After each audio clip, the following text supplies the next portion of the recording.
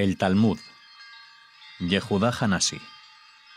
Vencida la resistencia de Bar Kokhba, el país de Israel quedó convertido en una triste desolación. El emperador Adriano quiso vengar la afrenta sufrida por sus ejércitos en la heroica acción de los patriotas hebreos e inició una nueva era de persecución. Junto con Rabí Akiva fueron llevados al cadalso 9 grandes maestros. El centro espiritual hebreo, levantado en Yavne por Yohanan ben Zakkai, fue destruido y sus discípulos perseguidos como banda de forajidos. La humillación y el dolor eran insoportables. Rabí Yehudá ben Baba, uno de los ilustres mártires, reunió antes de ser apresado a 5 de sus discípulos y les conjuró a continuar la obra cultural hebrea iniciada por los maestros de Yavne. Entre estos 5 hallábanse Simeón ben Gamliel, descendiente del príncipe del Sanedrín. Pero nada pudo hacer éste para detener la desgracia que se cernía cada vez más implacable sobre los residentes de Eretz Israel, y los israelitas se dispersaron por los países vecinos. A la muerte del cruel Adriano, las autoridades romanas se mostraron más benévolas, y entonces muchos hebreos regresaron a la patria. Reunidos en Usha, ciudad de Galilea, resolvieron restaurar el Sanedrín, confirmando en el principado a Simeón ben Gamliel. Bajo la consigna profética que de Sión fluye la Torá, enviáronse mensajes a todo el Galut, solicitando acatamiento a las disposiciones del Sanedrín restaurado. Desde ese momento, y por espacio de 40 años, la Academia de Usha presidió la cultura hebrea. Entre los eminentes maestros de aquella época mencionase a Rabí Meir y Rabí Simeón ben Yochai, cuyo nombre es recordado por todos los hebreos del mundo el día del Lag BaOmer. Rabí Meir se distinguía por su vasto saber, por su bondad infinita y su inmensa piedad. Simeón ben Yochai amaba a Eretz Israel con profundo amor, y tanto amaba a su patria cuanto aborrecía al enemigo opresor. Fue por esa causa perseguido sin tregua por los agentes romanos, teniendo que guarecerse en una escondida caverna y llevar vida de ermitaño. A su guarida acudían sigilosamente los discípulos para recibir su ciencia. Al morir Simeón ben Gamliel, ocupó la más alta magistratura del Sanedrín su hijo, el ilustrísimo Rabí Yehudá Hanasi. Desde temprana edad descolló Yehudá por su extraordinaria inteligencia y su infinito amor al estudio. Fue sabio, quizás el más grande de los sabios hebreos, y su fama extendióse por doquier. Desde las tierras más lejanas veníanse a Usha a escuchar al maestro, y hasta las propias autoridades imperiales le distinguían en mérito a sus grandes virtudes. Llamábaselo el Santo, y en verdad lo era. Dedicó su vida entera al estudio, y la inmensa fortuna heredada la donó a beneficio de la escuela, para sostén de alumnos y maestros.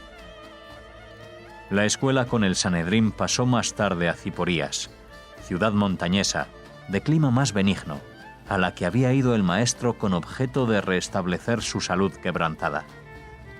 En Ziporías volvió a emplearse el idioma hebreo ya olvidado, y poco a poco se convirtió la ciudad en centro irradiador de la ciencia hebrea.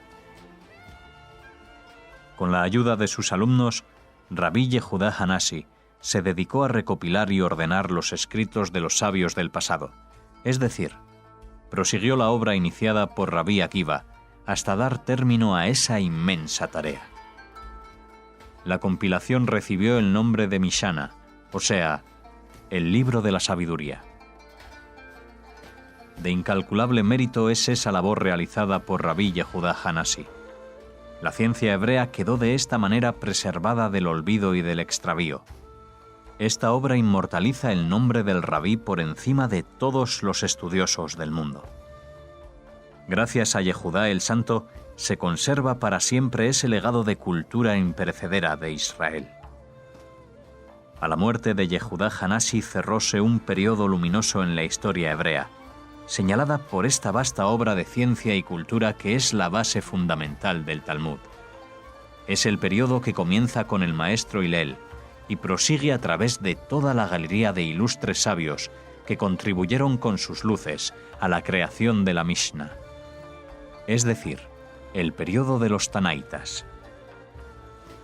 Comienza enseguida una nueva época de la historia de la cultura hebrea conocida con el nombre de Era de los Amoraitas, o sea, de los comentadores de la Mishnah.